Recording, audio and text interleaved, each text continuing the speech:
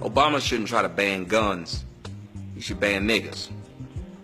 Did you know that 52% of all murders in the United States were committed by black people?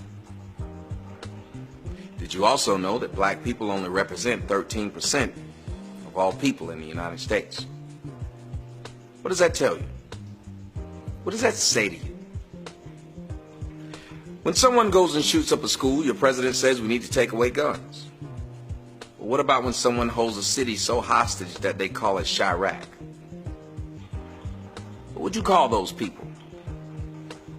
What would you call them, Mr. President? I'd call them savages. I'd call them thugs. But I'll just use the word that you probably use on your census. African American or black. See, black people don't like it when other races look at them as savages, but if all of the murders that were done in your city, state, town, country, continent, world, when half of them were done by 13% of the population, what would you think? That's what the United States is dealing with. 13% of its people are committing over half of its murders, but you can't say anything about it. Now, if white people were killing black people, say if they were black people being killed, and 50% of all black people were being killed by white people, what would we say? We'd say we have a race problem. We'd say whites were racist. Imagine if 50% of anything that was so-called looked up to were black. What if 50% of all college graduates were black? Well, guess what black people would have you do? Well, for those of you who've been following the Oscar incident, you'd know that black people would be wanting a pat on the back, a butt kissing. And if you didn't do it, you were racist.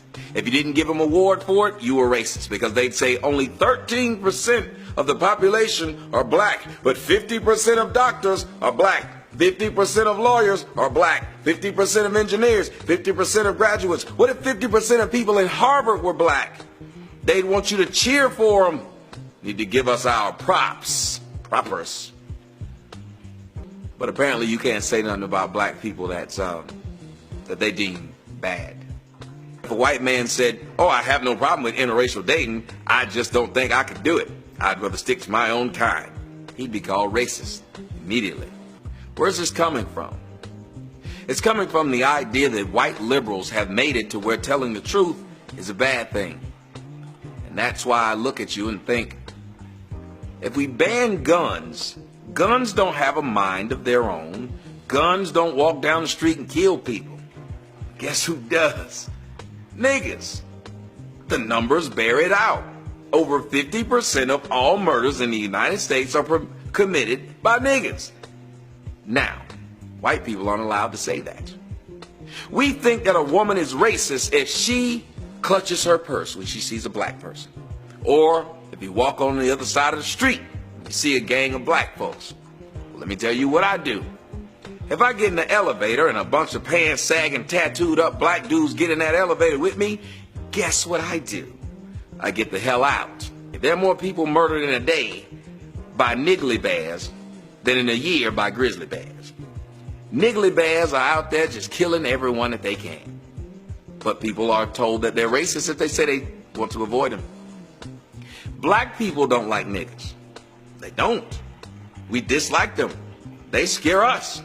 Because we know one thing about niggas that regular black people, there's a big difference. Niggas have nothing to live for. Niggas don't value life. Niggas don't have to value life. Niggas don't have to have anything to live for. We have white liberals who make them feel bad about everything they do purposely. See, a nigga could go out and kill 32 people. A white liberal's gonna say it was because his mama didn't have money. For some reason, because of an economic circumstance, you are able to lose your morality, your moral responsibility of not murdering another person. For some reason, there are other poor people in the United States. There are poor whites. There are poor all kinds of people. And yet they're not murdering at the same rate in which black people are. Black Lives Matter. 16 shots. Now, I know black folks who've been shot 16 times. by other black folks. I know black children who were shot a whole bunch of times, Tyshawn Lee, by black folks, and yet there was no march. There was no outcry by the NAACP. There was no nothing. Nobody even talks about it to this day. The question is why? Why? You want to ban guns, Barack Obama, and that's understandable, but this is to explain that video. You'd have a greater success banning niggers than guns. Because again, guns don't think. The person behind the trigger is the one that's supposed to think. But when a nigger's the one that owns it, it acts. It doesn't think.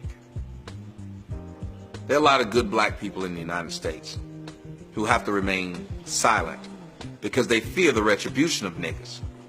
Because niggas are so violent that if you speak out against what it is that they're doing, they will kill you. You're not supposed to want to speak the English language correctly. You're not supposed to want to wear your pants at your waist. Someday, black people are going to realize that niggas are your downfall. Someday, you're going to realize that white people are having a hard time figuring out the difference between niggas and blacks. Or maybe they treat niggas and blacks like I treat snakes. I don't want to figure out which one is poisonous. Because even if it's not poisonous, I think it still hurt me. Maybe that's how they're starting to look at us. Too many of us are looking at niggas and identifying with them. We're looking at niggas and actually saying, that's my nigga. One day we're going to have to make a choice. Them or us. Because remember, right now, that 13% is murdering 52% of all murders that happen in your nation. So Barack Obama, if you think guns are bad, where do you put one in a nigger's hand?